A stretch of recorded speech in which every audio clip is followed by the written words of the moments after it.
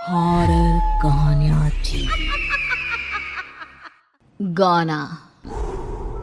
आज 20 सालों बाद रमेश अपनी दुल्हन नैना के साथ अपने गांव के अपने पुराने घर आता है। सभी लोग बहुत खुश थे। रूपा भी अपनी बहू का स्वागत करने में लगी थी।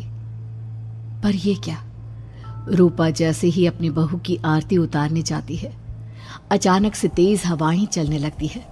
घर की लाइट चली जाती है और आरती का थाल का दीपक बुझ जाता है। माँ, ये सब क्या हो रहा है? अचानक से ये मौसम कैसे बदल गया? अरे बेटा, ये गांव है। गांव में अक्सर ऐसा ही होता है। किसी भी वक्त मौसम बदल जाता है और कभी भी लाइट चली जाती है। दीपाली बेटा, किचन से मोमबत्तियां तो ले आ। रूपा के कहने पर दीपाली किचन में मोमबत्ती लेने जाती है। लाइट ना होने की वजह से घर में काफी अंधेरा था, इसलिए दीपाली अपने फोन का टॉर्च ऑन करती है और टॉर्च ऑन करते ही उसे महसूस होता है जैसे कोई उसके सामने से गुजरा हो। मुझे ऐसा क्यों महसूस हुआ कि मैंने अभी यहाँ किसी को देखा? क्या सच में यहाँ कोई था या ये सिर्फ मेरा वहम था? अरे दीपाली बेटा, मिले कि नहीं मोमबत्ती? हाँ माँ, बस अभी लाती हूँ। दीपाली सारी बातों को भूलकर मोमबत्ती जलाती है और जैसे ही मोमबत्ती लेकर वापस बाहर जाने के लिए पीछे मुड़ती है तो उसके सामने एक 10 साल की छोटी बच्ची खड़ी होती है। उस बच्ची की एक झलक देखते ही दीपाली डर जाती है और जोर जोर से चिल्लाने लगती है। तभी अचानक से लाइट आ जाती है। दीपाली की आवाज सुनकर शंकर और छोटा भाई पवन उसके पास पहुंचते हैं। क्या हुआ दीपावली बेटा? पापा, मैंने किसी को देखा। दीदी यहाँ पर कोई नहीं है। अंधेरे में वहम हुआ होगा आपको। अब चलो, दरवाजे पर भैया भाभी कब से खड़े हैं।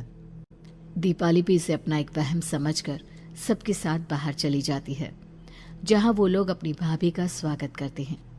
नैना अपने पैरों से कलश को गिराकर थाल में पैर रखती है और घर के अंदर जाती है। सब घर के अंदर चले जाते हैं। भाभी, मैं आपकी ननद नहीं, आपकी छोटी बहन और फ्रेंड की तरह हूँ। इसलिए कभी भी आपको ये लगे कि भैया आपको सता रहे हैं तो आप उनकी शिकायत मुझसे कर देना। भाभी भैया की शिकायत करे या ना करे, पर मुझसे और माँ से तेरी शिकायत जरूर करेगी। सभी आपस में बैठकर हंसी मजाक कर रहे थे। नैना भी घूंघट किए अपने बिस्तर पर बैठी थी। वो सब आपस में बात कर ही रहे होते हैं कि तभी उन्हें एक अजीब डरावनी आवाज सुनाई देती है और कमरे की खिड़की अपने आप ही खुल जाती है। मुझे इसीलिए गांव पसंद नहीं। गांव में ऐसी ही डरावनी आवाजें आती हैं। मैंने तो सुना है गांव में बहुत सारे भूत भी होते हैं और इस मौसम को पता नहीं क्या हो रहा है। मुझे तो बहुत डर लग रहा है। मैं तो अपने कमरे में जा रही हूँ सोने। बाय भाभी, हम कल बात करेंगे। अब सब अपने कमरे में सोने चले जाते हैं। नैना अपने कमरे में बिल्कुल अकेली थी। कुछ देर बाद रमेश अपने कमरे में आता है और देखता है कि नैना खिड़की के पास खड़ी होकर बाहर की ओर एक टक नजरें लगाकर देख रही थी। क्या हुआ नैना? बाहर क्या देख रही हो? मैं बाहर का मौसम देख रही हूँ रमेश जी। इस मौसम को देखकर ऐसा लग रहा है जैसे आज कोई अपना बदला लेने के लिए आया है। तुम क्या बोल रही हो? मेरी कुछ समझ में नहीं आ रहा। और वैसे भी रात काफी हो चुकी है, अब हमें भी सो जाना चाहिए। चलो। इतना बोलकर रमेश सोने के लिए बिस्तर पर लेट जाता है, पर नैना अब भी खिड़की के पास ही खड़ी होती है। रमेश के सो जाने के बाद नैना अपनी सास के कमरे में जाती है और अपनी सास के पास बैठकर रोने लगती है, जिसे सुन सास की नींद खुल जाती है। बहू, अरे क्या हुआ बहू? तू इतनी रात को यहाँ मेरे कमरे में बैठकर रो क्यों रही है? मम्मी जी, आपने मुझे क्यों नहीं अपनाया? आपको पता है, आपकी वजह से मुझे और मेरे परिवार वालों को गांव वालों के कितने ताने सुनने पड़े। तू मेरी बहू नहीं है? कौन है तू? मम्मी जी, मैं आप ही की बहू हूँ। आपने मुझे अब भी नहीं पहचाना? इतना बोलते ही नैना की आंखें लाल हो जाती हैं। वो जोर जोर से हंसने लगती है। मौसम का रुख बदल जाता है। कमरे की खिड़कियां और दरवाजे अपने आप ही खुलने और बंद होने लगते हैं। देखते ही देखते नैना हवा में उड़ने लगती है और वो अपनी आंखों के इशारे से अपनी सांस को भी हवा में लटका देती है। तेरी वजह से मुझे और मेरे घर वालों को ताने सुनने पड़े। तूने जो पाप किया है, तुझे उस पाप की सजा मिलेगी और अब तेरी इस गलती की सजा तेरा पूरा परिवार भुगतेगा। इस तरह से नैना बड़ी ही बेरहमी से अपनी सास को मार डालती है और आराम से अपने कमरे में जाकर सो जाती है। अगली सुबह जब घर वालों को कमरे में रूपा की लाश मिलती है तो उन लोगों के पैरों तले जमीन खिसक जाती है।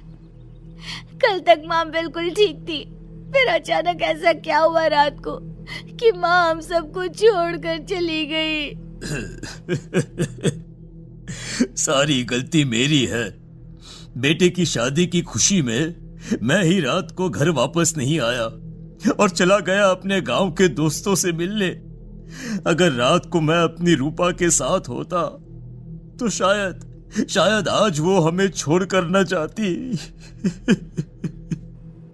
घर में शोक का माहौल पसर गया था, पर नैना को इस बात से कोई फर्क नहीं पड़ रहा था और ये बात कहीं ना कहीं पवन को भी समझ में आ रही थी। अब ऐसे ही कुछ दिन बीतते हैं और 1 महीने के अंदर ही अंदर शंकर की भी मौत हो जाती है। पहले माँ छोड़कर चली गई और अब पिताजी। क्या हो गया है हमारे घर को? पता नहीं किसकी नजर लग गई है। भैया ये घर सही नहीं है।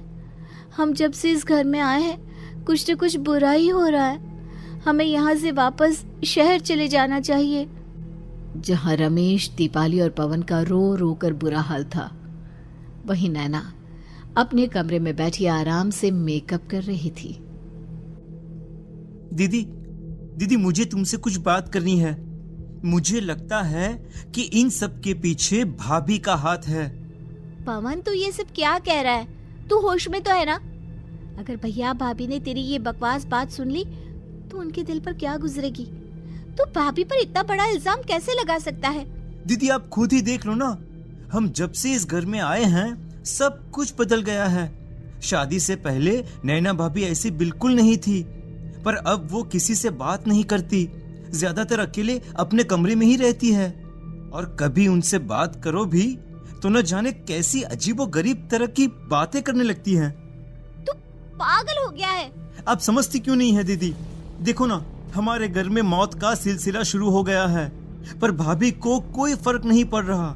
वो अभी भी मेकअप कर रही हैं, आराम से खाना खा रही हैं। और दीदी आपको पता है, जिस रात माँ की मौत हुई थी ना, उस रात मैंने भाभी को माँ के कमरे में जाते हुए देखा था। पवन की बातें सुन अब दीपाली के मन में भी शक पैदा होने लगता है और वो इस बारे में रमेश से बात करती है। रात को सब साथ में बैठकर खाना खा रहे थे, तभी कौन हो तुम और तुम ये सब क्यों कर रही हो? क्यों सबकी जान ले रही हो? रमेश जी, ये आप क्या कह रहे हैं? मैं भला मम्मी जी पापा जी की जान क्यों लूंगी? मैंने कब कहा कि तुमने माँ पापा की जान ली? नैना, तुम तो मेरी पत्नी हो, तुम थोड़ी किसी को मारोगी। नैना, तुम नैना ही हो ना? रमेश की ये बात सुनते ही नैना खाना छोड़कर गुस्से में सबको देखने लगती है। नैना की गुस्से भरी आंख को देखकर तीनों भाई बहन डर जाते हैं। तभी नैना जोर जोर से हंसने लगती है। मैं ही तो हूँ, आपकी पत्नी गौरी। गौरी का नाम सुनते ही रमेश के होश उड़ जाते हैं। आखिर कौन है ये गौरी? क्या है इस घर और घर वालों का राज?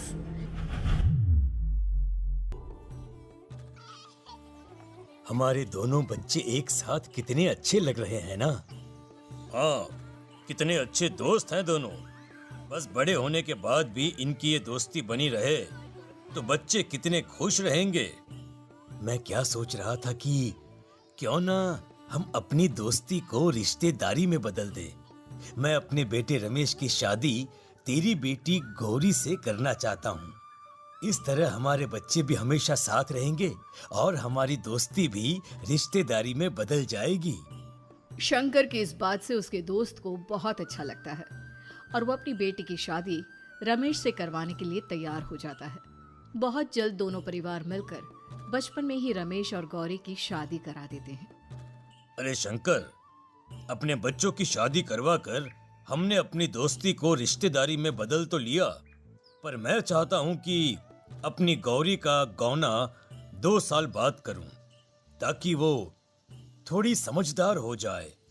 अरे हाँ हाँ दोस्त, बिल्कुल, हमें कोई दिक्कत नहीं है। इसी तरह समय बीतने लगता है।